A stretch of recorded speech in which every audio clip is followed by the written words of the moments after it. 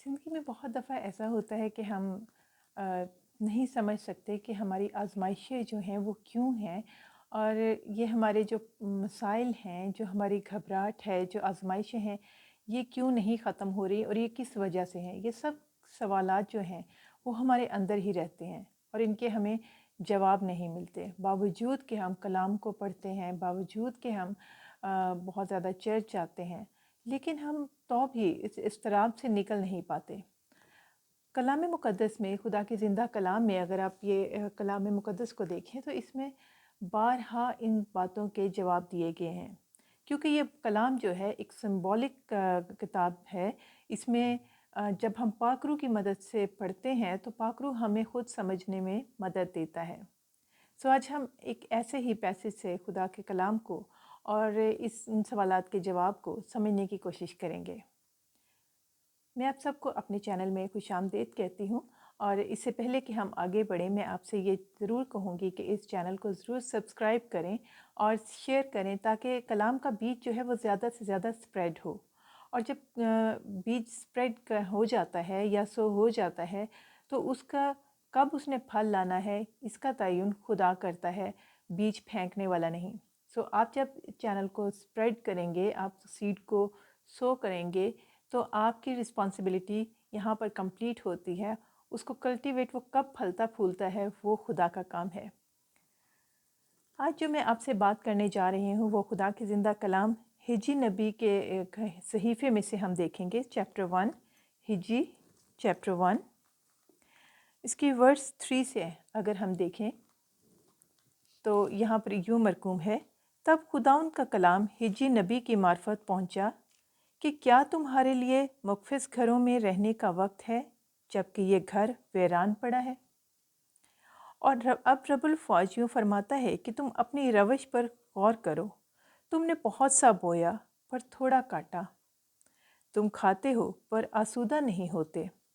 तुम पीते हो पर प्यास नहीं बुझती। तुम कपड़े पहनते हो पर गर्म नहीं होते। और मज़दूर अपनी मज़दूरी सुराखदार थैली में जमा करता है। रब्बुल फ़ौज फरमाता है कि अपनी रविश पर गौर करो। पहाड़ों से लकड़ी लाकर ये घर तामीर करो और मैं इसमें खुश रहूँगा और मेरी तमजीद होगी। खुदावंद फरमाता है, मैंने तुमने बहुत की उम्मीद रखी और देखो थोड़ा मिला, और जब तुम उसे अपने घर में लाए तो मैंने उसे उड़ा दिया। रब्बुल फ़ौज यूँ फरमाता है, इसलिए कि मेरा घर वीरान है और तुम में से हर एक अपने घर को दौड़ा जाता है। ये हमने हिजी नबी के सहीफ़े चैप्टर 1 वर्स 2 से 9 तक पढ़ा। मैं आपसे ये ज़रूर कहूँगी कि जब भी आप चर्च जाते हैं या कोई इस तरह के खुदा की वीडियो देखते हैं, तो कलाम मुक़द्दस को ज़रूर रेफ़र किया करें। क्योंकि जब तक हम कलाम से रेफ़रेंस नहीं पढ़ते और ख़ुद नहीं पढ़ते, ये हम बहुत ज़्यादा गुमराही में जा सकते हैं। ये मैं हमेशा कहती हूँ कि कलाम को पढ़ें। अगर वो टाइम नहीं, तो जब आप कोई मैसेज सुनते हैं तो उन रेफरेंसेस को ख़ुद से पढ़ा करें, ताकि आपके अंदर वो बात सही तरीके से स्टे कर सके। अब इसमें देखते हैं कि हिजी नबी से खुदा क्या बात कर रहा है। खुदाउंदों के खुदा यहोवा फरमाता है कि तुम बहुत सारी मेहनत करते हो, पानी पीते हो और तुम्हारी प्यास नहीं बुझती, और इसी तरह से तुम जमा करते हो और वो सुराखदार थैली में जमा करते हो। हम ज़िंदगी में यही देखते हैं कि बहुत से मसीही इस बात से इत्तेफाक करेंगे कि वो कहते हैं कि हम ज़िंदगी में इस तरह से मेहनत कर रहे हैं, इस तरह से मेहनत कर रहे हैं, लेकिन हमारी ज़िंदगी में ऐसा होता है कि जब हम जमा करते हैं तो एकदम ख़त्म हो जाता है। एकदम चीज़ें हमारी ख़राब हो जाती हैं, चोरी हो जाती हैं, हमारी मेहनत का कोई रिगार्ड नहीं होता। हम जितनी भी किसी से मोहब्बत कर लें, फ़ॉरगिव कर लें, आगे से हमें जवाब जो है वो बुराई में रिस्पॉन्स जो है वो हमें बहुत ज़्यादा तनकीद में मिलता है, हर्ट्स मिलती हैं, या हम जितनी भी सेहत का ख़्याल रख लें बीमार हो जाते हैं। और सबसे बढ़कर जो हमें इर्द गिर्द से बहुत ज़्यादा धोखे मिलते हैं। कुछ भी आप इसमें ऐड इन कर लेते हैं, जो आपकी ज़िंदगी की आजमाइशें हैं, जिनमें आप देखते हैं कि जो हमें डे टू डे प्रॉब्लम्स पड़ते हैं, उनमें हम अच्छाई की उम्मीद करते हैं कि अब तो सब कुछ ठीक हो गया, अब हमें सब कुछ अच्छा मिलेगा, लेकिन उसके बदले में हमें برا ملتا ہے، اور یہ مسلسل سلسلہ چلتا ہے، اور یہ کلیسیا کے پاس ایک بہت بڑا کویسچن ہے کہ ایسا کیوں ہوتا ہے، کیونکہ اسی میں خداوندوں کا خدا جو ہم سے بات کر رہا ہے وہ کہتا ہے کہ تم اپنے گھروں میں بہت زیادہ خوش اور اس کو بہت زیادہ تعمیر کرتے ہو، اس میں پیسہ لگاتے ہو۔ یہ ایک سمبولک بات ہے کہ اپنی زندگیوں میں ہم بہت زیادہ ٹائم لگاتے ہیں اس کو۔ اگر میں اگزامپل دوں کہ ہم یہ سوچتے ہیں کہ ہمارا بچہ جو ہے وہ کس طریقے سے اچھا پڑھ سکے، اس کی کس طرح سے ڈگریاں اور وہ کہاں پہ پڑھے، ہم اس کے لیے پیسے جمع کرتے جاتے ہیں۔ اس کے بعد کیا ہوتا ہے کہ وہ بچہ جب پڑھ لیتا ہے تو وہی بچہ جو ہے وہ آپ کو اگنور کرنا شروع کر دیتا ہے، رسپیکٹ نہیں کرتا۔ فار ایگزامپل میں نے یہ بات ایک شیئر کی، اسی طرح سے آپ بہت سارا کچھ جمع کرتے ہیں اور ایک دم سے کیا ہوتا ہے کہ آپ نے جو گاڑی بہت زیادہ پیسوں سے جمع کر کے لی، وہ ایک دم سے چوری ہو جاتی ہے۔ آپ اپنے لائف پارٹنر کے لیے بہت ساری قربانیاں دیتے ہیں، برداشت کرتے ہیں چیزوں کو، لیکن اس کے بدلے میں آپ کو کیا ملتا ہے کہ تم نے میرے لیے کچھ بھی نہیں کیا، اور یہاں پر آ کر ہم ٹوٹ جاتے ہیں۔ اس میں خدا کیا کہہ رہا ہے کہ ایسا کیوں ہوتا ہے؟ خدا کہتا ہے کہ تم اپنی زندگیوں پہ تو توجہ دے رہے ہو، اپنے گھروں پہ، اپنے کاروبار پہ، اپنے رشتوں پہ تو توجہ دینے کے لیے ہر قربانی دے رہے ہو، نہیں اگر تم قربانی دے رہے، غور نہیں کر رہے، تو وہ میرا گھر ہے۔ اب اگر ہم پرانے عہد نامے پہ نظر رکھیں تو وہاں پہ ہیکل کی بات ہوتی ہے۔ خدا نے یہ ہیکل کا کانسیپٹ شروع باغ عدن سے ہم دیکھتے ہیں۔ ہیکل ہے کیا؟ جہاں پہ خدا باپ جو ہے، خداوندوں کا خدا جو ہے، وہ انسان سے روبرو بات کرتا ہے، روبرو ملتا ہے۔ باغ عدن میں یہ وہی ہیکل تھی، اور اس ہیکل میں نہ صرف کہ خدا خود بات کرتا ہے، بلکہ وہاں پر اس حضوری میں قربانی دی جاتی ہے۔ ہم دیکھتے ہیں کہ جب آدم اور حوا کا ننگا پن کو چھپانے کے لیے خدا نے جانور کی کھال جو ہے وہ اسے پہنائی، تو جانور کی کھال جو ہے وہ اسے زندہ سے تو نہیں اتار لی گئی، اس کو قربان کیا گیا، جس نے ان کے ننگے پن کو ڈھانپا۔ قربانی جو ہے وہ ہمارے ننگے پن کو، ہمارے گناہ کو، ہماری کمیوں کو ڈھانپتا ہے، اور یہاں سے وہ اس ہیکل کے ہم کانسیپٹ دیکھتے ہیں۔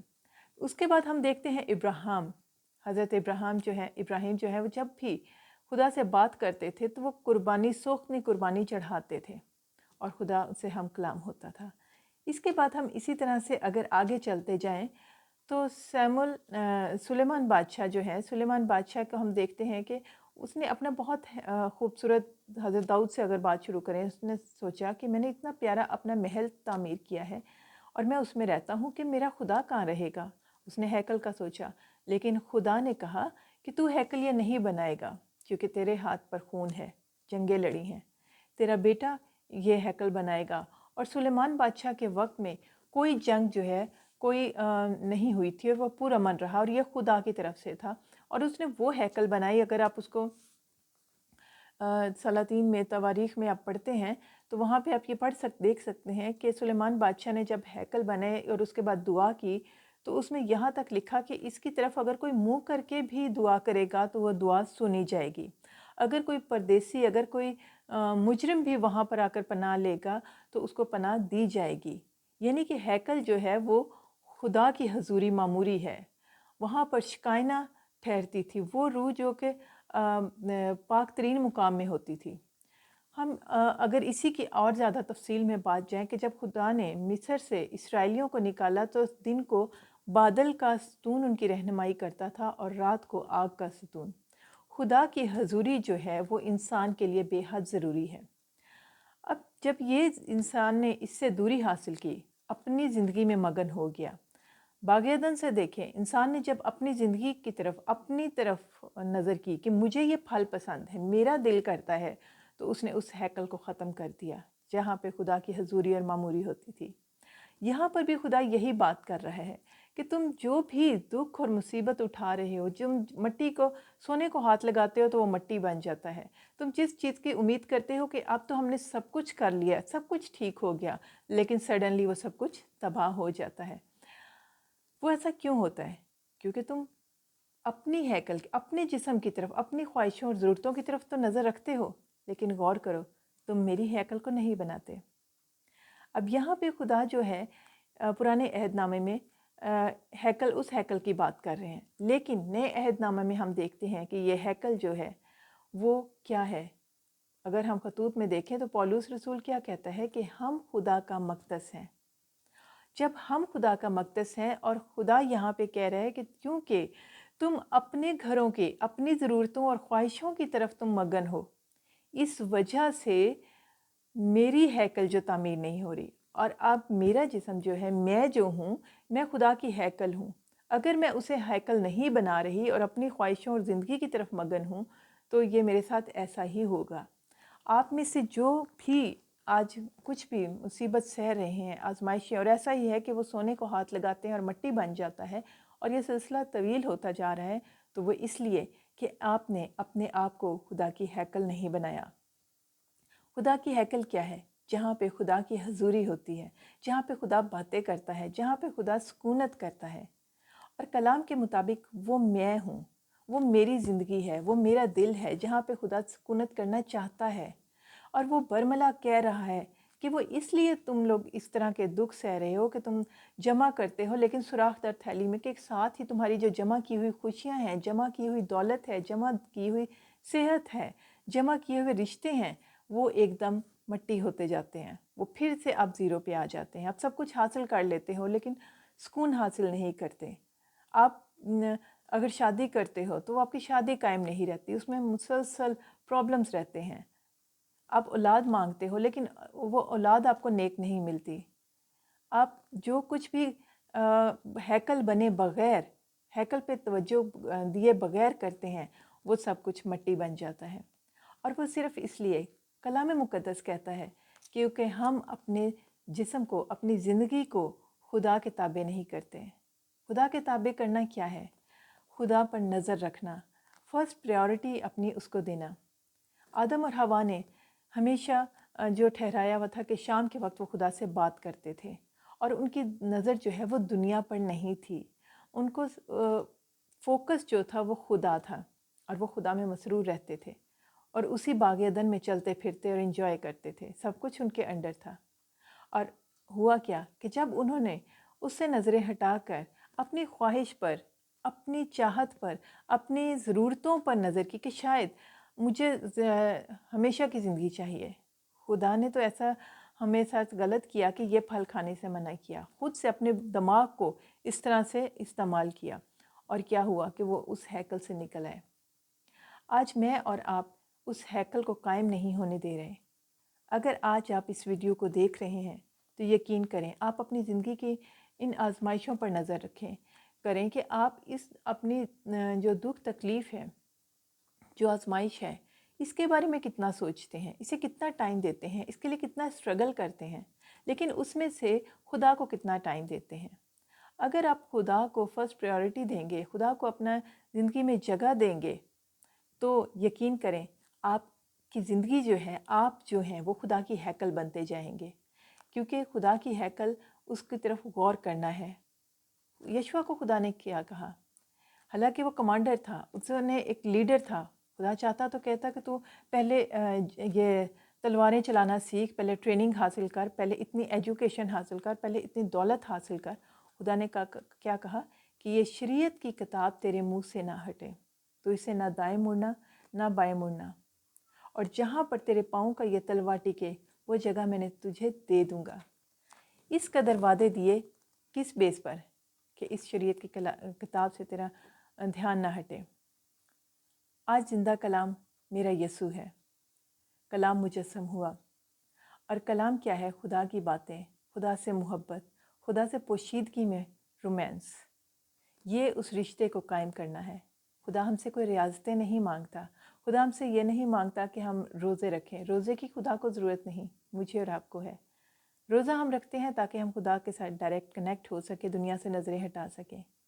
آج آپ خود کو ہیکل بنائیں، بننے دیں ہیکل، الاؤ کریں خدا ان کو کہ وہ آپ کی زندگی میں آ کے ٹھہرے، ستائش کریں، اپنی مشکلوں آزمائشوں سے نظریں ہٹائیں، اپنی اسٹرگل سے نظریں ہٹائیں، کیونکہ یہ اسٹرگل جتنی بھی آپ کر لیں گے آخر کو وہ مٹی بن جائے گی، آپ کو سکون نہیں ملے گا، یا آپ کی ساری ایفرٹ جو ہے وہ ختم ہو جائے گی۔ میرا خیال ہے آپ میری بات کو समझ सके हैं जो मैं आपको समझाना चाह रही हूँ।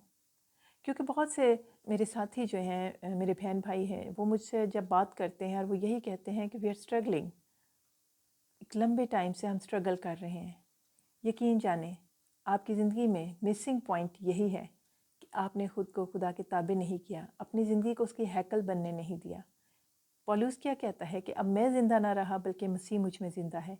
और ये यही होता है, आप जिस चीज़ की भी ख्वाहिश करते हैं, अगर कोई आपसे आपका बिलवड शख्स है, आप उसको हर वक्त फ़ोन करेंगे, उसके बारे में सोचेंगे, उसको नाराज़ ना कर दें, उससे उसके लिए हम कुछ बाय कर लें। अगर आपकी जॉब है, आप दिन रात अपनी जॉब प्रोजेक्ट्स के बारे में सोचते रहते हैं। अगर आपने कोई वीज़ा अप्लाई किया है, कोई टेस्ट दिए हुए हैं, कोई एग्ज़ाम्स हैं, आप दिन रात उसी बारे में कहीं फ़ेल ना हो जाऊँ, कहीं ये ऐसा ना हो जाए, उसी पे तवज्जो। आपके पास टाइम ही नहीं होता कि खुदा के बारे में सोच सकें कि वो क्या सोचता है। खुदा ने हिज्जी को नबी को क्या फ़रमाया कि तुम खुद तो अच्छे घरों में रहते हो, अच्छी लेकिन मेरे साथ टाइम गुज़ार नहीं करते। खुदा गिला करता है। खुदा के गिले को आप समझने की कोशिश करें, क्योंकि वो आपसे मोहब्बत करता है। उसने अपने बेटे को हमारी खातिर भेज दिया और उसके मार खाने से, मरने से और जी उठने से हमने निजात पाई। आप इस चीज़ को यकीन करें कि जब आप खुदा को टाइम देना शुरू करेंगे और पहला टाइम देना शुरू करेंगे, बेहतरीन टाइम देना शुरू करेंगे, तो आपकी ज़िंदगी, आप मिट्टी को हाथ लगाएंगे तो वो सोना बनना शुरू हो जाएगी। आपके बिगड़ते काम संवरना शुरू हो जाएंगे। ये वो मैजिक है जो इलाही है, जो बज़ाहिर आपको लगता है कि ये बेकार काम है। मैं आपको एक ये बताती जाऊँ कि इस वक्त दुनिया के तमाम मज़ाहिब जो हैं, अगर उनमें सर्वे किया गया और उनमें पता चला कि जो तमाम मज़ाहिब जो हैं वो अपनी इलाही किताब की तरफ तवज्जो देते हैं या राग़िब हैं या उसे ज़्यादा पढ़ते हैं, लेकिन मसीहत में ऐसा कम होता जा रहा है। हमें इस बात को सोचना है कि आज जब मेरा यीशु मुझे और आपको लेने आने वाला है, तो हमें वो हैकल बनना है। उसने उसको अपने साथ लेके जाना है जिसकी कुप्पी में तेल होगा, और वो तेल पाक रूह है। और हैकल भी वही होता है जहाँ पे पाक रूह ठहरता है, जहाँ पे खुदा ठहरता है। अगर मेरी और ज़िंदगी में, आपकी ज़िंदगी में आज खुदा ठहरता है और वो दिया जल रहा है, तो खुदावंद यीशु मुझे और आपको ज़रूर लेकर जाएगा। खुदावंद में मसरूर रहें, पुरुमीद रहें और अपने अंदर सवाल रखें कि ऐसा क्यों होता है, और सवाल को कलाम में देखें। खुदा का कलाम हमेशा बोलता है। Be blessed and B encouraged. God bless you.